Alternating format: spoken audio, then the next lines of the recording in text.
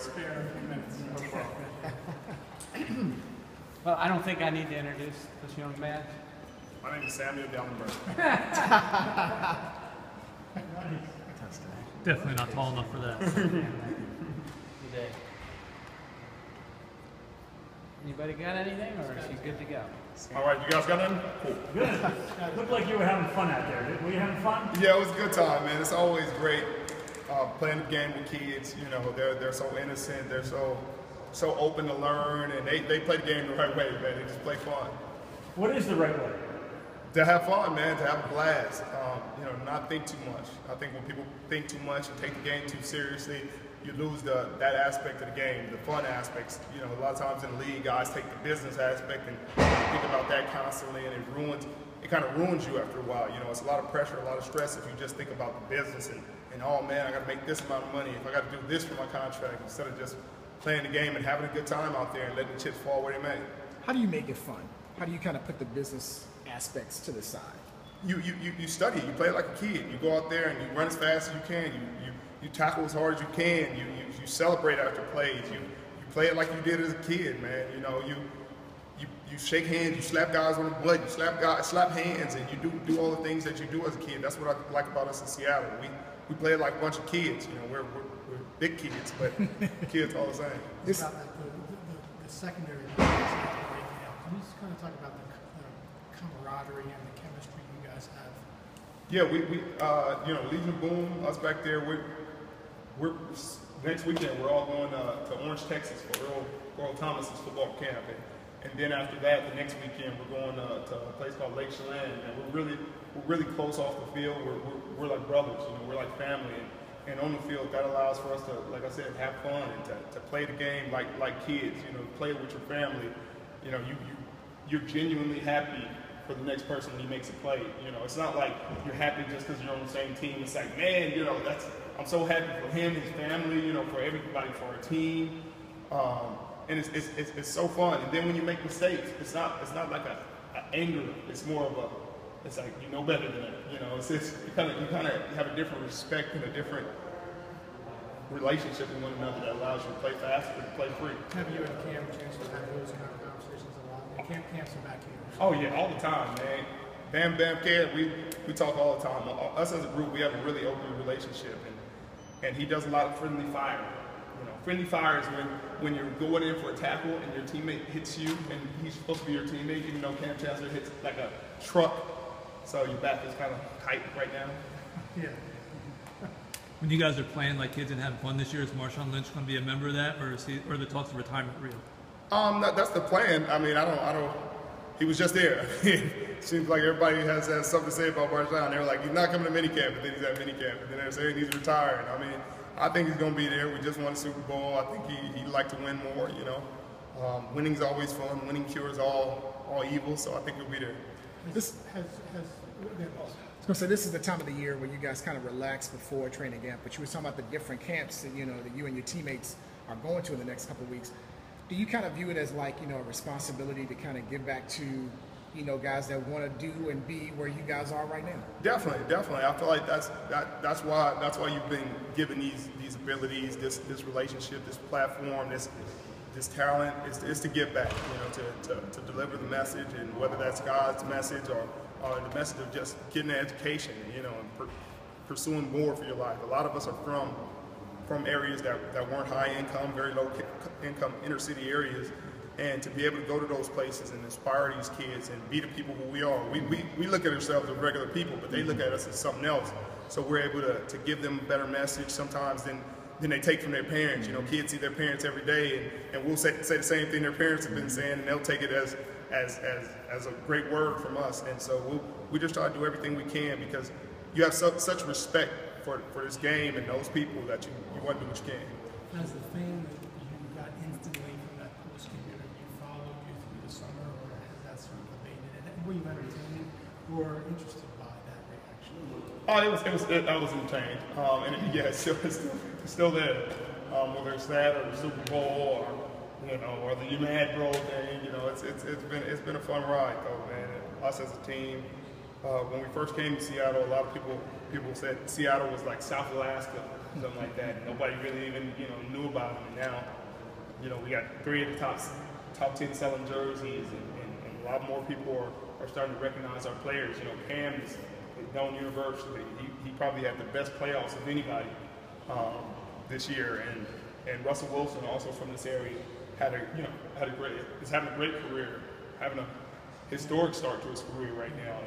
And I think that we just have a team full of hungry players and great players, and also Earl Thomas obviously is the linchpin of it all. I was going to ask you mentioned hunger. Has Pete started talking about hunger yet and coming back hungry to try to repeat? No, how hard that is? he never talks about it like that.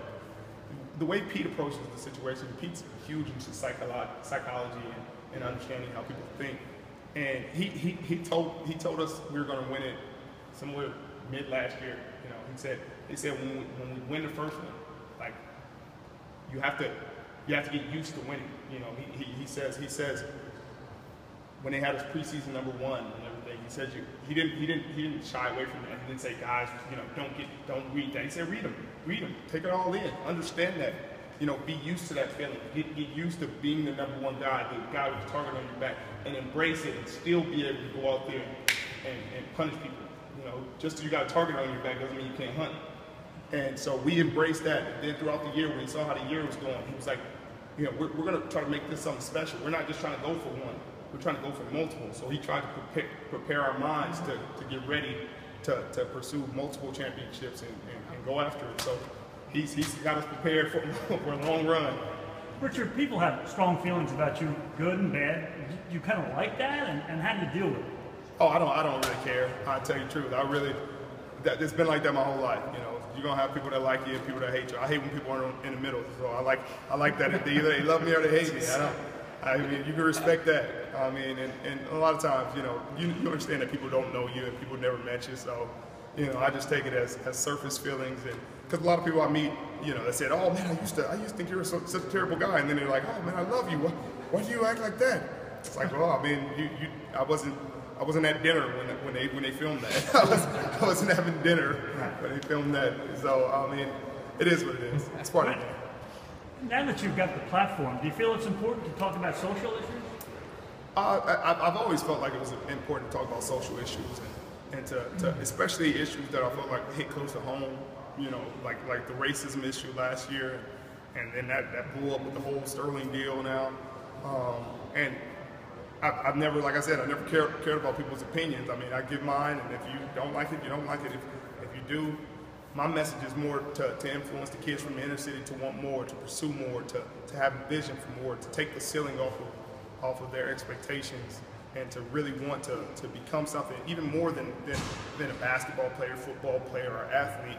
To want to pursue goals such as being a doctor, a lawyer, a principal, just having an accountant, an executive. I want them to expand their horizons. So in order to expand that, you have to, I guess, transcend the game a little bit. You have to get outside. I can't just be a guy with a helmet on, rah-rah. You have to transcend the game and really speak on issues that matter. Did any of the campers ask you about the pick in the NFC Championship game or your play in the pick? Yeah, only 300. Yeah, a couple of them asked me about it. Richard, you've been behind the mic for Bleacher Report. You've done some writing for Peter King's site, Monday Morning Quarterback. You're standing here. What are you going to ask Richard Sherman right now? Richard Sherman, how does it feel? After this whirlwind of an off season, what do you do to prepare yourself going into next year? Do you change something, or do you keep everything the same? Well, I pretty much keep it the same. You do what worked for you to get you here in the first place. And what work is hard work and staying disciplined. But you've had so many distractions this off season. How do you stay the same? Oh man, that's tough. That's tough. Well, you get working. I'm here in Virginia. I'm running around with the kids, but I still get my work in the morning. I got a flight out. I'm going to get a workout in that morning. You stay disciplined. And you stay around teammates with the same mentality, and that's how you stay successful. Any advice for Vernon Davis and his brand? I mean, do what you believe. If he believes in what he's doing, then you got to stick to it. You can't be wishy-washy in this situation. And it sounds like he's standing his ground. So if you're going to stand your ground, stand your ground. But if you're going to cave. You can't stand your ground half the time and then go, and then because then that's when they get you. That's when they you don't get the deal you want. So I think he's doing it the way he intended, and he's really valuable to his team. So I'm sure they'll get together on something.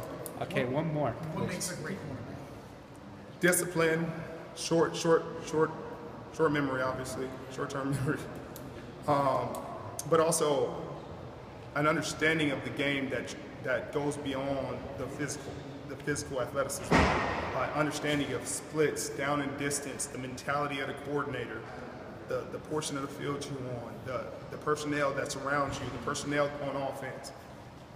It really transcends what you can see visually. If you play corner and you can explain it in layman's terms, then you probably, it's hard for me to explain in layman's terms how I play it, because there's so many different elements that go into it. Oh, he got a +3 split, the number 2's on the ball. If I explain it to a regular person, they sound like I'm speaking a different language. One more time. Do you allow yourself to think ahead that you can keep this defense together with the economies of the NFL, or you just go year to year and see what happens? We kind of go year to year, but the guys, I mean, they've secured me, myself, Earl, Cam, for multi-year deals. They're working on KJ right now, so they got Mike Bennett. They got a lot of the real base pieces to our defense. Brandon Mebane. So I think we'll have a chance to build around those pieces. Hopefully we can keep everybody, but if we're not, I think we have enough pieces to continue to be successful. Yeah, Maybe Wilson is Yeah, that's the next one. Thank you, guys. Really appreciate it. Thank you, Richard. Thank you. Appreciate it.